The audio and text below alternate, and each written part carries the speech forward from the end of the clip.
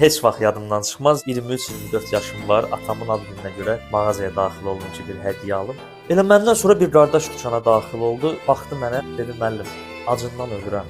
Mənə nə ala bilərsiniz? Çox təsirləndim.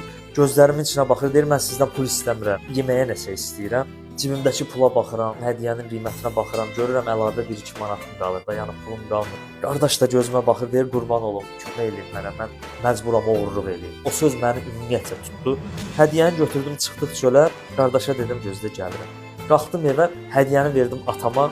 Atam necə sevinir. Gözləri dolur, yəni bir ata övladından bu qədərmi umarmış hədiyyə? Yəni hədiyyənin qiymətinin fərqi yoxdur, 2 manat olsun, 30 manat olsun. Ata sevinci gördüm mən onda. Çalışın bir-birinizin qədrini bilin. Rəsul bəy, oğlan necə oldu bəs?